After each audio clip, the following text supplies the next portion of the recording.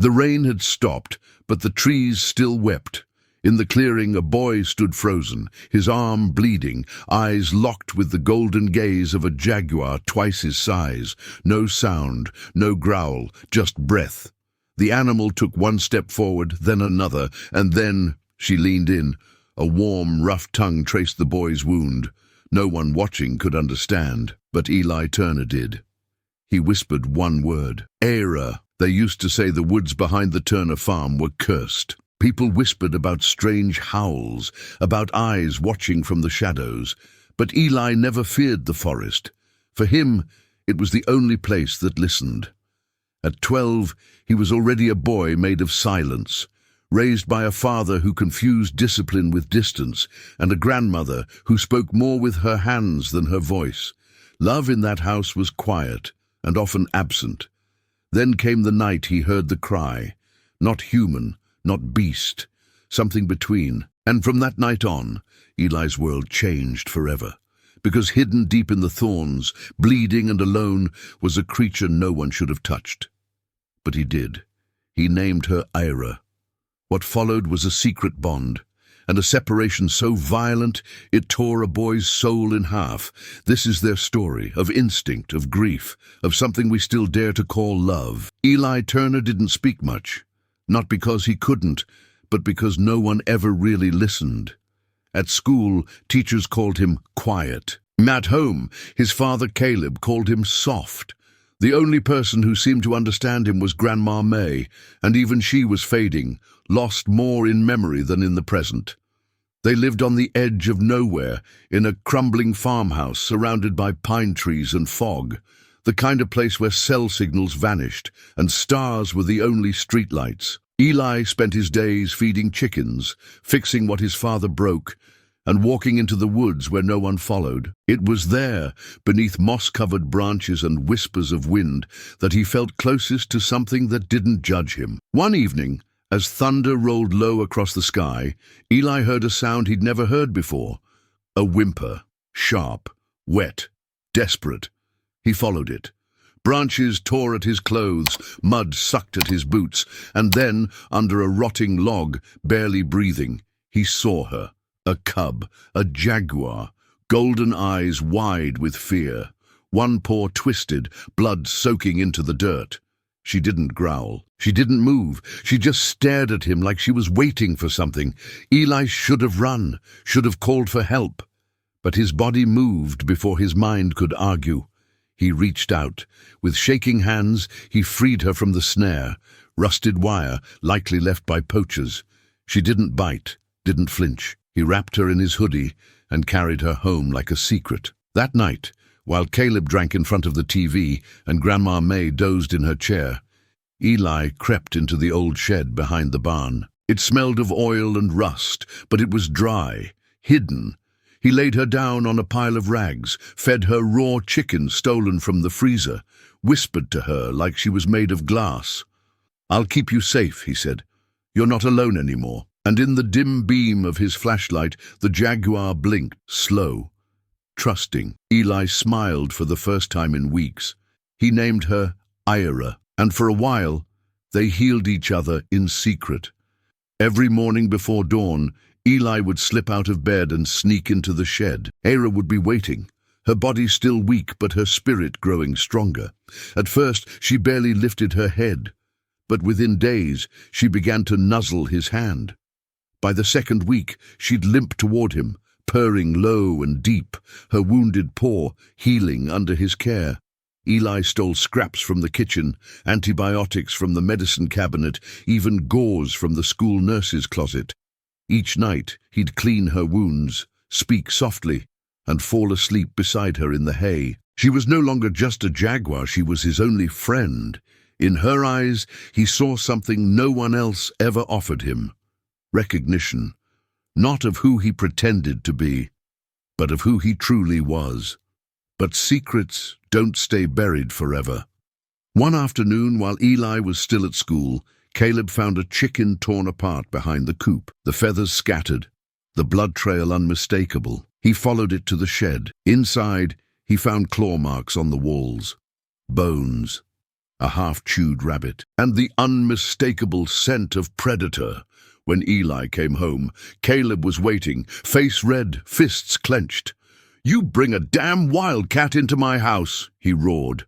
Eli froze. His chest collapsed inward. "She's not dangerous," he whispered. "She's just a cub. She was hurt." Caleb didn't listen.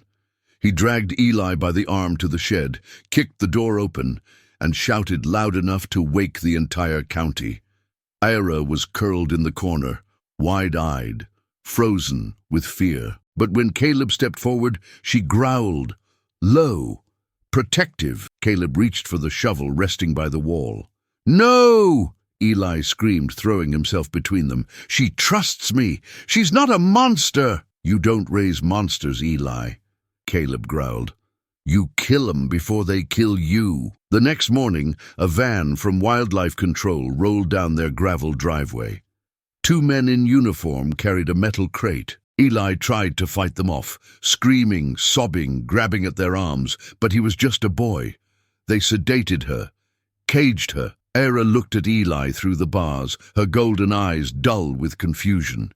She didn't understand, and as the van disappeared down the road, dust rising behind it, Eli stood in the gravel with blood on his palms and silence in his throat. He didn't cry, not then, not until that night, when he curled up in the shed alone and whispered into the emptiness, "I'm sorry, I didn't protect you." After Ira was taken, something inside Eli withered.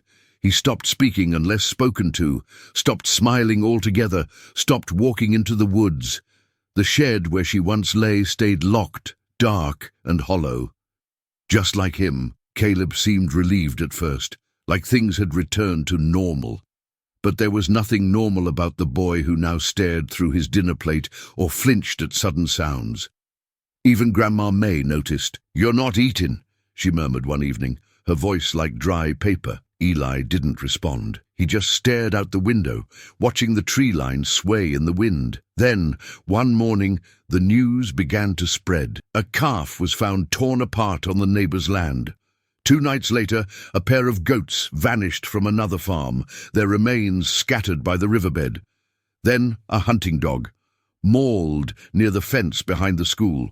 At first, people blamed coyotes, then a bear. But when the tracks were found, massive, rounded, feline, the whispers changed. "Big cat," said one rancher. "Maybe a panther," said another. "Whatever it is," Caleb told a group outside the gas station, "it's not afraid of people." Eli overheard them, and a shiver ran up his spine. It couldn't be. He hadn't seen Ira in over 5 years. She would have been released into a sanctuary hours from there, or so they said. She couldn't be the one out there, could she? But late at night, standing at the edge of the woods, with the moon high and his heart hammering, Eli thought he felt her. A presence, a memory pressing against the present like fog against glass. And then came the day when a child almost died. A local boy, no older than 10, had wandered too far into the brush. They found him screaming, with claw marks across his backpack and a broken arm from the fall. He swore he'd seen a giant yellow cat with fire in its eyes. The town erupted. Sheriff's deputies locked down hiking trails. Parents kept kids home from school. And Wildlife Control returned, this time with rifles, not tranquilizers. Marshal Briggs led the unit. Veteran officer, weathered face. He came with 2 others, Tyler Reese, young and hot-blooded, and Wes Holloway, a local tracker who'd once hunted mountain lions in the Rockies. Eli saw them loading up at the gas station. He stood outside in the drizzle, watching quietly. "You're not gonna find her," he said. Marshall turned, raising an eyebrow. "And how would you know that?" "Because if it's the one I think it is, she doesn't want to be found," Tyler snorted. "What are you, some kind of Jaguar whisperer?" Eli didn't blink. "She's not killing for fun." Marshall studied him for a long moment. "You've seen her?" "I raised her," Eli said. "When I was 12. Wes looked up. Tyler rolled his eyes. "Son," Marshall said, voice calm but sharp, "we're talking about an animal that's killed livestock across 3 counties. Maybe more. If she's the same one, she's changed." Eli's voice dropped. "So have I." A long silence passed. Then, finally, Marshall sighed. "Fine. You want to come along? Stay close, don't speak. And if things go south, you stay behind." Eli nodded once. That night, they entered the forest. The moon was gone. The trees closed in. Eli walked at the front, not leading, not tracking, just listening, feeling. Something in his chest pulled him forward, toward the place where the forest still remembered. And you? Have you ever looked into the eyes of an animal and felt something deeper than words? Something human? Tell me in the comments. Sometimes the stories we carry are the ones we never say aloud, but an animal somehow already knows. Your story might reach someone watching this right now who needs to be reminded. Not all instincts are about survival. Some are about love. They moved in silence. Marshall scanned the ground. Wes watched the canopy. Tyler gripped his rifle like a lifeline. Eli just listened. The forest was alive with tension. Leaves trembled in the breeze. Distant branches creaked. And then a rustle. Left side. Fast. Heavy. "Hold!" Marshall whispered, raising a hand. Tyler spun, gun already halfway to his shoulder. A blur leapt from the trees. It happened in a flash. The weight of the impact knocked Eli sideways. Pain exploded in his shoulder as claws raked across his skin. Tyler shouted. The safety clicked. The gun rose. "No!" Eli screamed, throwing himself in front of the barrel. The shot missed, tearing through leaves. The cat, Era, landed with a growl, fangs bared, muscles coiled. But she didn't strike again. She paused, and in the middle of the chaos, with his arm bleeding and chest heaving, Eli met her eyes. "Era," he gasped. "It's me." The world stopped. She tilted her head. Her breathing slowed. She stepped closer. Marshall froze. Wes whispered, "God Almighty." Era's nose touched Eli's cheek. She licked the blood from his wound, slow, deliberate, then sat beside him, still, alert, protective. Tyler lowered the rifle, mouth half open. No one said a word. The wild beast everyone feared was now silent, calm, unmoving, next to the boy who once held her like a secret. And in that stillness, something shifted, not just in the forest, but in them. Ira stood up. She didn't growl. She didn't run. She simply turned and walked deeper into the trees, pausing every few steps to look back, inviting them. No one spoke, but they followed. Eli limped, blood drying on his shirt, his breath shallow. Era waited for him. They crossed a narrow stream, ducked under a fallen cedar, and emerged into a small clearing, quiet, untouched, and heavy with scent. The smell hit first, sharp, metallic. Wrong. Wes stopped cold. Something's dead. There, half buried beneath loose dirt and leaves, were two small shapes. Eli fell to his knees. Two jaguar cubs, not newborns, but not yet grown. Their fur was beautiful, even in death, gold and black, now stained dark with blood. Their bodies were twisted, cruelly broken, skinned in patches, claw marks sliced across their faces. Tyler recoiled, muttering a curse. Wes whispered, "This wasn't a fight. This was butchery."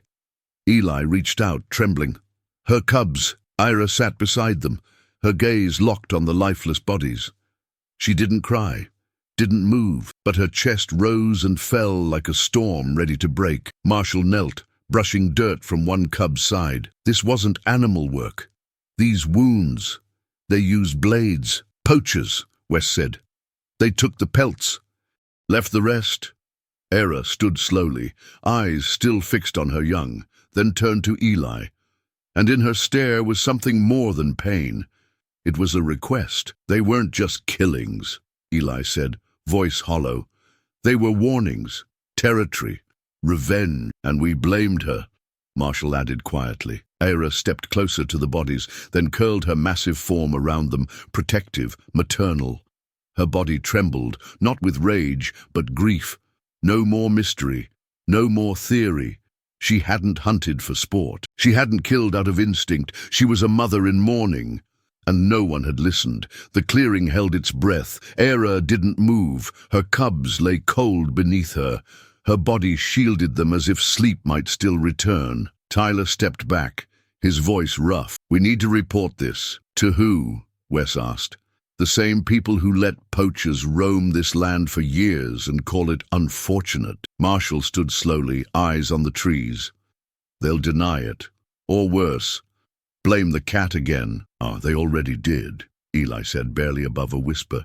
"They turned her into a monster for mourning the only way she knew how." Silence fell again. The only sound was the wind rustling the pine needles above. Then Ira stood. She didn't roar. She didn't bare her teeth. Instead, she walked toward the edge of the clearing and paused beside a cluster of broken brush, freshly trampled, the leaves still damp. Tracks, footprints, human. "They were here," Marshall muttered, kneeling.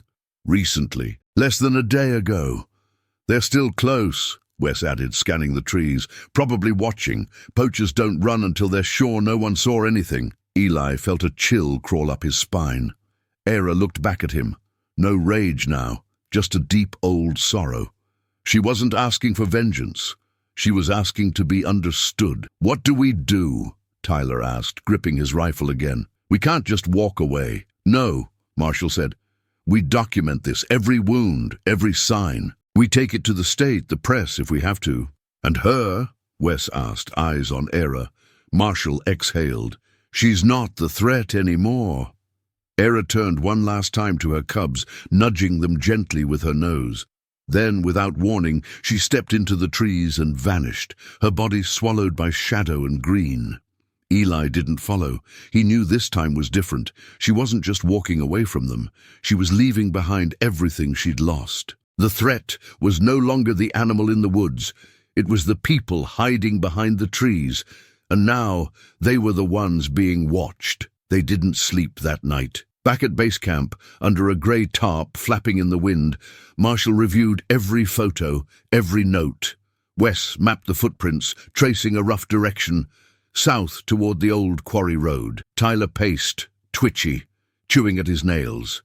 Eli sat by the fire, staring at the flames, his arm bandaged, his shirt stiff with dried blood. "She brought us there for a reason," he said softly. "Not to scare us, not for revenge. She wanted us to see." Marshall nodded. "And now we know. But that's not enough," Eli added. "They're still out there." Wes spoke next. "We follow the tracks. At first light." "Armed?" Tyler asked. "Documented," Marshall replied.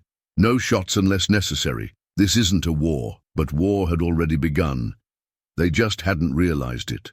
At dawn they moved. Eli led them part of the way. He wasn't trained, but Era had left subtle marks only he seemed to notice. Scratches on trees, broken branches, a single paw print half buried in mud. By midday they reached the quarry. Empty shacks, old equipment rusting into the earth. But under one tarp-covered lean-to, they found what they feared: ropes, cages, dried blood, and folded animal skins in black trash bags. Eli froze. One bag had markings he recognized, spots like Era's cubs. Tyler turned away and vomited. Wes clenched his fists. Footsteps snapped behind them. 3 men, camo jackets, rifles. "Lost, boys?" one of them asked, smiling like he was offering lemonade. Marshall stepped forward, calm but firm. "This is state land. You're trespassing." "Funny," the man replied. "I could say the same about you." Eli stepped between them. His voice was quiet, but steady. "You killed her cubs," the smile faltered. "You don't know what you're talking about, kid." "I do," Eli said. "And she does too." That's when the growl echoed through the trees, low, steady, ancient. From the ridge above, Ira appeared. Her body cast a long shadow across the quarry floor. Her eyes locked on the men, and this time there was no confusion. There was fury. The poachers raised their rifles, but didn't shoot. They knew. Instinct screamed louder than logic. Ira stepped forward. Eli didn't move. "Don't run," he said. "Not from her. From yourselves." Marshall raised his voice. "Drop your weapons. Now!" After a long beat, one rifle hit the dirt, then another. The third man hesitated, but Era growled louder now. He dropped his gun. Era didn't pounce. She just stood there, powerful, unbroken. And in that moment they all understood. She wasn't there to kill, she was there to witness, to make sure they saw what they'd become. Eli stepped closer, slowly, and reached for her. She didn't flinch. She pressed her head against his chest, once, then stepped away. Then, as if pulled by something older than justice, she turned and disappeared into the woods for the last time. Not hunted, not tamed, but seen. Years passed. The poachers were arrested, their camp dismantled. The story made headlines, but like all things in the news cycle, it faded. What didn't fade was the boy who once raised a jaguar in secret. Eli Turner never left the woods, not really. He stayed in the town, finished school, and turned the old Turner barn into a wildlife rehabilitation center. Injured foxes, orphaned deer, even a wounded owl, he took them all in. Not to tame them, but to listen. Local kids would come to learn. He'd teach them how to track gently, how to respect silence, how to see without fear. On the far wall of the barn hung a painting Grandma May once gave him. It showed a jaguar under a moonlit sky. Beneath it, a name carved by hand. Ira. He never saw her again, but he knew she was out there, somewhere deep in the trees, watching over the land she once bled for. Sometimes, on cold mornings, he'd swear he heard her breath in the wind, not a growl, not a warning, just a reminder that some bonds don't end, they just change shape, and that grief, when shared in silence, can become something else entirely. Understanding. Maybe you know someone who's lived through a silence like Eli's. Or maybe this story stirred something in you that you didn't expect. If it did, take a moment, like, share, and comment below. Sometimes one small action can carry a message farther than we ever imagined. Tell me, where in the world are you listening from? Because I want to know just how far Ira's story can travel, how far her strength, her loss, her love can reach. And if you've ever felt a bond with an animal so strong it changed the way you see the world, don't keep it to yourself. Someone out there needs to hear it, because in the quietest moments, between the pain and the healing, that's where connection begins. I'll see you in the next story. Until then, listen to the silence. Sometimes it speaks louder than anything else.